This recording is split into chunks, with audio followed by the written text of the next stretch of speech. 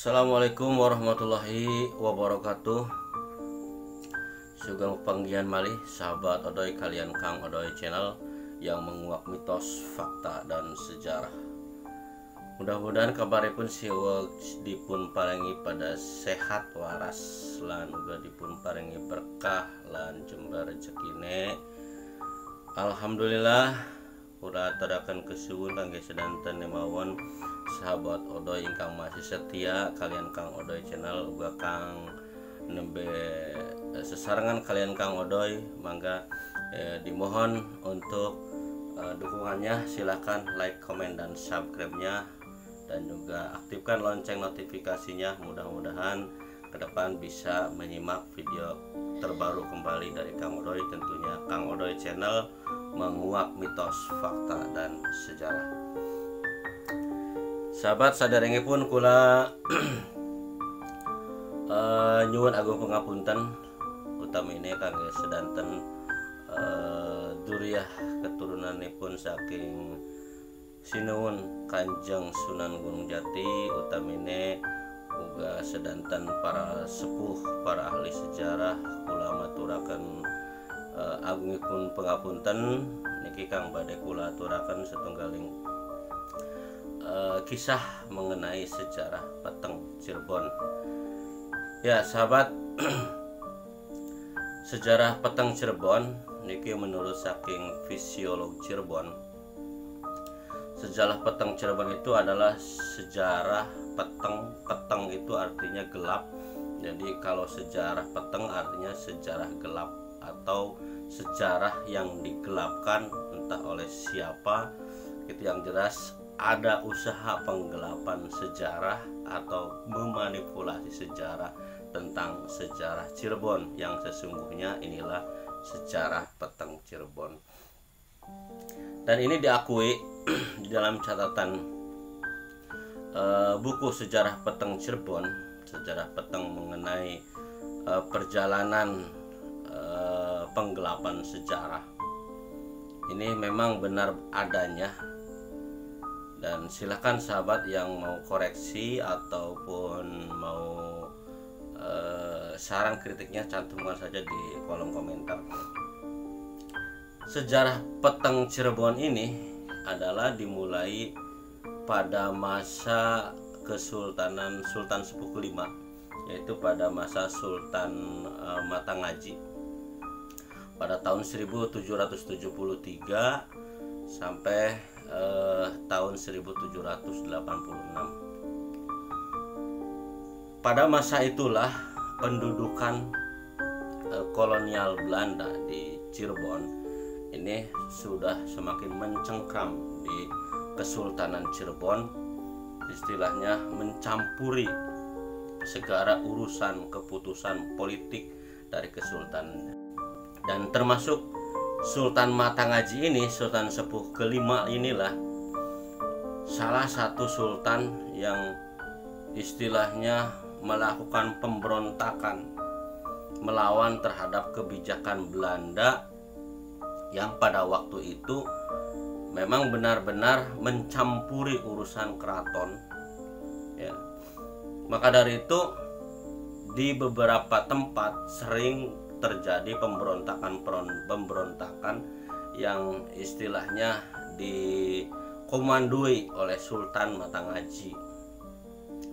Akhirnya Belanda pun melakukan tekanan terhadap Sultan Matangaji pada waktu itu, sehingga karena kekhawatiran Belanda menyerang Kesultanan Cirebon, Kesultanan Kesepuhan pada waktu itu, Sultan Sepuh kelima, Sultan Matangaji ini kemudian keluar dari keraton, ya. Tapi dengan demikian pun bukan berarti Sultan Matangaji ini berhenti melakukan perlawanan terhadap kebijakan kolonial Belanda. Justru di luar sana Sultan Matangaji ini melakukan pemberontakan melalui gerilya-gerilya yang dipimpin atau dengan memimpin bala tentaranya di luar keraton. Itu sahabat ya. Oke sahabat, kita dilanjutkan malih, kita lanjutkan lagi mengenai sejarah Petang Cirebon.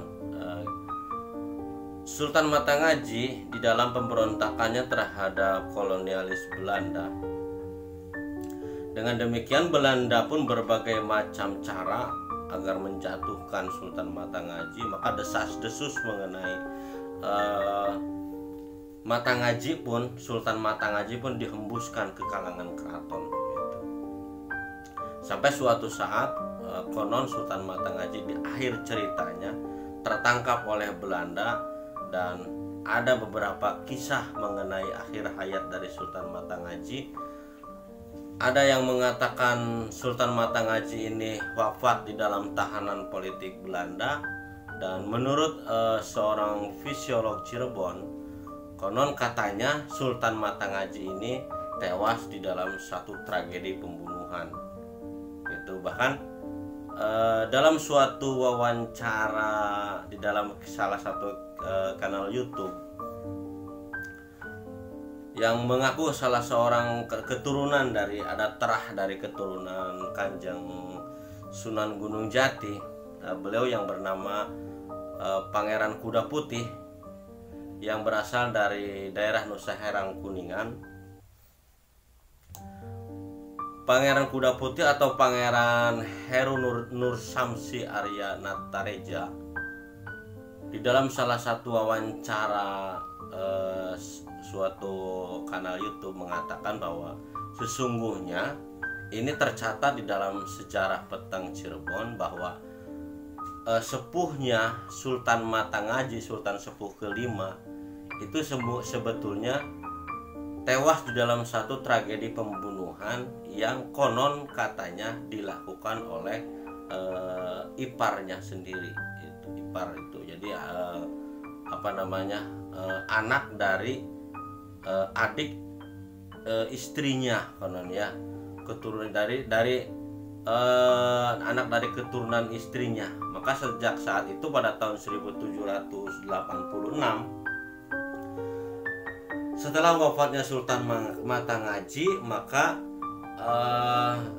Kesultanan Cirebon ini kemudian dijabat oleh Sultan Muda atau Ki Muda. Nah, Ki Muda ini konon adalah merupakan adik ipar, merupakan iparnya Sultan Matangaji, keturunan ibunya dari desa Telaga Majalengka. Nah, inilah yang dinamakan Sultan Muda atau Sultan Muda yang menggantikan Pangeran atau Sultan Matangaji yang bernama Sultan Hasanuddin, menjadikan mewarisi tahta kerajaan Sultan Sepuh yang kelima menjadi Sultan Sepuh yang keenam, yaitu Sultan Hasanuddin atau Sultan Muda atau dikenal juga dengan Ki Muda. Itu wallahu alam, kita tahunya yang benar yang mana. Tapi dalam satu wawancara Pangeran Heru Nur Samsi Arya Natareja ini konon adalah salah satu keturunan dari Kanjeng Sunan Gunung Jati, garis dari ibunya.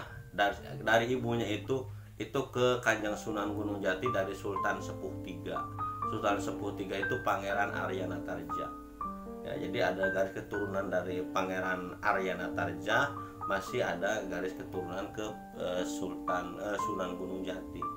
Yang kemarin pada saat pergantian Sultan atau setelah wafatnya Pangeran Raja Adipati Arif Natadiningrat, Sultan Sepuh Cirebon yang ke 14 ya, yang ke-14, pengganti dari Pangeran Raja Arif, Pangeran Raja Prabu Arif Natadiningrat, digantikan oleh Sultan Sepuh yang ke-15 yang bernama Lukman Zulkaidin. Ini sampai saat ini pun belum sepenuhnya diakui kebenarannya sebagai salah satu tahta pewaris keraton kesepuhan. Ya, itu sahabat. Ya, kalau kita bicara mengenai garis keturunan Sunan Gunung Jati, sebetulnya betul kalau garis keturunan Sunan Gunung Jati itu berakhir pada Sultan Sepuh kelima dari Sultan Matangaji. Karena setelah Sultan Matangaji ini, setelah pergantian kepemimpinan dari Sultan Sepuh kelima atau ke Sultan Sepuh enam yang digantikan oleh Sultan Hasanuddin atau Sultan Muda atau Ki Muda, sejak saat itulah beberapa orang yang diam di keraton yang ada kaitan atau silsilah keturunannya dengan Kanjeng Sunan Gunung Jati kemudian keluar dari keraton. Nah, sejak saat itulah keraton Kesultanan Kesepuhan Cirebon mulai dipegang oleh Sultan Hasanuddin pada tahun 1786. Setelah di dalam cerita sejarah peteng ini, sejak saat itu Kesultanan Cirebon konon katanya di jabat tahta kesultanannya konon katanya bukan dari terah keturunan Kanjeng Sunan Gunung Jati. Itu wallahu alam ya. Kita hanya menyampaikan dari Spesiolog Cirebon dan juga yang disampaikan oleh Pangeran Heru Nur Samsi Aryana Natarja yang dari Nusa Herang Kuningan. Konon katanya sejak saat itulah istilahnya terjadi tragedi pembunuhan atau istilahnya mungkin kudeta ya, kudeta yang dilakukan konon katanya oleh adik iparnya sendiri gitu, oleh iparnya ya, oleh iparnya bukan adik ipar, oleh iparnya dari Sultan Matangaji yang kemudian menjadi Sultan Sepuh ke-6. Nah, sejak saat itu setiap kali pergantian kepemimpinan di Kesultanan Cirebon seringkali terjadi kisruh kekuasaan gitu. Jadi walaupun bagaimanapun yang konon katanya merupakan ada garis keturunan dari Kesultanan Cirebon dari Kanjeng Sunan Gunung Jati, ketika mau meluruskan sejarah ini akan terjadi istilahnya deadlock ya gitu istilahnya. Walaupun bukti-bukti faktanya sudah disodorkan sedemikian rupa, karena memang sudah semenjak tahun 1786 sejak Sultan Sepuh ke-6 yang dijabat oleh Sultan Hasanuddin, konon katanya Kesultanan Cirebon atau Kesultanan Kesepuhan Cirebon ini tidak dijabat lagi oleh yang punya keturunan atau darah dari Kanjeng Sunan Gunung Jati. Wallahu alam nanti kedepannya seperti apa, mau ada pelurusan sejarah bagaimana, kita tunggu saja. Mudah-mudahan marwah Kesultanan Cirebon tetap terjaga dan kita tetap saling menjaga silaturahmi dan tetap saling menjaga kerukunan demi nama baik Kesultanan Kesepuhan Cirebon.